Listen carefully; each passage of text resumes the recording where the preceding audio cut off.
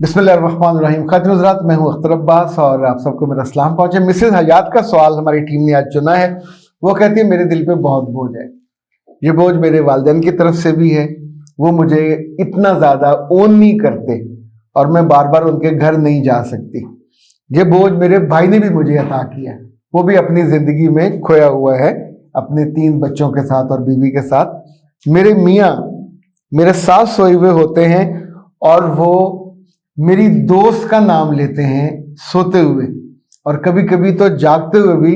जब हम दोनों का खास टाइम होता है तो वो उसका नाम लेके उसका हालचाल पूछते हैं। मुझे बहुत गुस्सा आता है और मैं चिढ़ जाती हूँ, मैं वहाँ से उठ जाती हूँ, फिर हमारी लड़ाई हो जाती है। मुझे उस बात का भी मेरे दिल पे बहुत बोझ है। मेरे जो मियाँ हैं उनके मोबाइल में कई सारी ऐसी चीज़ें होती हैं जो मेरे दिल पे बहुत बोझ डालती हैं। जो सबसे बड़ा बोझ है वो मेरी सास का है। मेरे बच्चे जो जितने बोझ आप बता रहे हैं उनमें से कोई भी नया नहीं है। ये सारे बोझ सदियों से हैं और अगली कई सदियां रहने हैं। दुनिया आपके लिए खेल तमाशे के लिए नहीं बनाई गई। आपको भेजा गया, एग्जाम आपका होना है, वाइवा आपका होना है, सो कामयाब भी आपको होना है। दुनिया से आप हमदर्दी, आप उससे तरस, उससे मेहरबानी और रहम मांगोगे तो यूं तरसते रहोगे। दिल पे बोझ अभी 1 मन है तो फिर 10 मन पे चला जाएगा। अब इसके हल की तरफ आते हैं। अभी इन बोझों में कई वो हैं जो पोशीदा हैं, आप उनका नाम नहीं दे रहे, पर मैं उनको जान पाया हूं। आप दोनों मियाँ बीवी के जो ताल्लुकात में चाशनी है, वो मिस है, ये इट्सल्फ इतना बड़ा बोझ होता है। आपने इसमें जिक्र नहीं किया कि आपका बच्चा है कि नहीं है। सो अगर बच्चे नहीं हैं तो ये इन सबसे बड़ा बोझ है। एक बात और याद रखिएगा, शादी और ये ताल्लुक, ये कोई बेटा इंटर्नशिप नहीं है कि गए 3 माह गुजारा पे छोड़ के आ गए।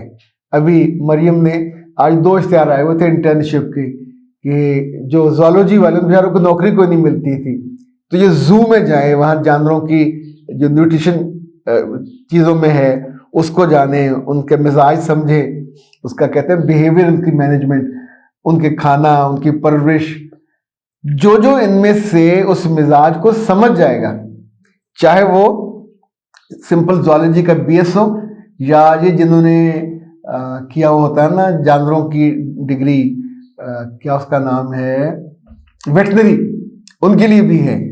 और तो जो उसको समझ कर ओन करेगा उसको वो मुश्किल रख लेंगे। अभी 60,000 है, फिर उसका लाख हो जाएगा, 1.5 लाख हो जाएगा, ग्रेड 17 में चले जाएंगे। हर जगह अब लड़का हो या लड़की, आप ही को साबित करना होता है कि yes it's me, I am trustworthy, yes it's me, I am perfectly fit for this assignment and task. और अभी जिस टास्क में आप गए हो तो आप तो तराजू लेके बैठ गए हो। वैसे तराजू जमात इस्लामी की वो है शनाख्ती और इंतखाबी निशान, बांग्लादेश में भी और पाकिस्तान में भी। जिंदगी में इंतखाब के हद तक तराजू ठीक है, लेकिन जब आप जिंदगी में होते हैं तो अपने बड़ों को तराजू में नहीं बिठा सकते। आप अपने माँ बाप को तराजू में मत बिठाइएगा, तंग होंगे। उनके तराजू में आपको तुलना है कि आप कितने मोहब्बत करने वाली बेटी हो, कितनी अतात करने वाली। आपके शिकवे तराजू को ऐसे हल्का कर देंगे कि आप भी हल्के हो जाओगे। सो आपको शिकवे हैं माँ बाप से भी, आपको शिकवा है सास से भी, आपको शिकवा है अपने मियाँ से भी। वैसे दुनिया का कोई मेरा ख्याल बचा नहीं है जिसे आपको शिकवा ना हो। मुमकिन है कल आप अपनी शक्ल से भी शिकवा करो, परसों आप अपने तर्ज अमल पे भी शिकवा करो।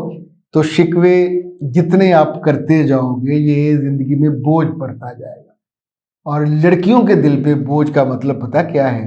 आपकी नींद उड़ जाएगी, दिल से इत्मीनान, चैन वो रुखसत हो जाएगा। मियाँ के आने पे ज़रा सी राहत नहीं महसूस होगी, वो भी आपको विलन लगेगा। तो जो आपका हीरो है आप उसको ट्रीट करोगे विलन के तौर पे, तो जियोगे कैसे? पीछे कोई जगह नहीं है, वापसी का रास्ता बंद है। वो सारी लड़कियां जिनका निकाह हो जाए, रुखसी हो जाए, शादी हो जाए, वो कभी ये आस उम्मीद न रखा करें कि जरा सी बात पे वो रूठेंगी, अपने घर जाएंगी और घर वाले उन्हें सर आंखों पे बिठाएंगे। उनको नहीं बिठाना चाहिए, फिर बेटियां बसती नहीं हैं। अच्छा, जो छोटे छोटे कुछ चीज़ें होती हैं ना, जो आपके दिल का बोझ बनती हैं, ये बोझ रिश्तों को तोड़ने की अहलियत नहीं रखते। इन बोझों को तो झटकना चाहिए, लेट इट हैपन की जगह लेट इट गो करना चाहिए। जो तेज बॉल आए सीधी तो उसको सलीके से खेलना चाहिए। जो दूर से जा रही हो, जिसमें आपका नाम ना लिया गया, उसकी क्यों टेंशन लेनी, उसको जाने दें। बहुत सारी चीजें, आपके मियाँ का मोबाइल आपका इशू नहीं है। मियाँ अगर आपकी दोस्त का नाम लेता है 100 दफा ले। एक बात बताइए, मियाँ की बीवी कौन है? आप हो। कानूनी, शरी, समाजी तौर पे मियाँ आपके दोस्त का नाम 4 दफा ले या 40 दफा ले, क्या उसकी बीवी बन जाएगी? नहीं बन सकती ना। लेकिन आप जो कुछ कर रहे हो, जो रद्देमल देते हो, रिएक्शन देते हो, इसके नतीजे में मर्द हैज द एक डिफरेंट डेस्टिनेशन।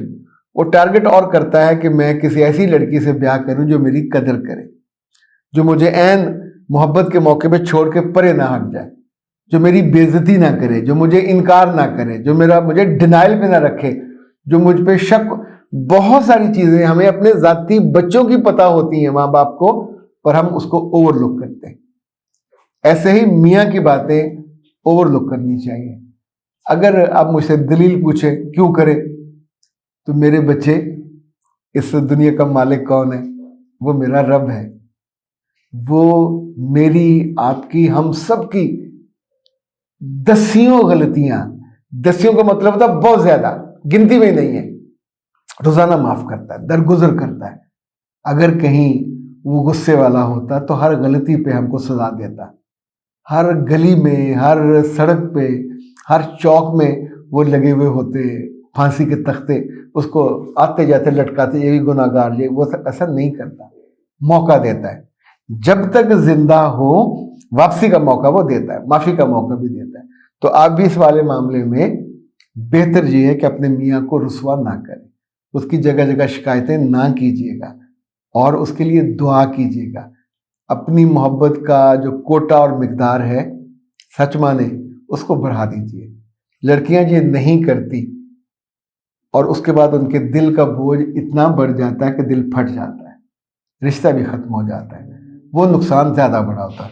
दोस्त का नाम लेना इतना नुकसानदेह नहीं है जितना जब आप रिश्ते की नाकामी के बाद, उसके खात्मे के बाद, खाली हाथ, खाली आंखें, खाली दिल लेके माँ बाप के पास बैठे उनकी गालियां सुन रहे होते हैं कि तुम कैसी बेवकूफ हो, हंसता बसता घर छोड़ के आ गई हो।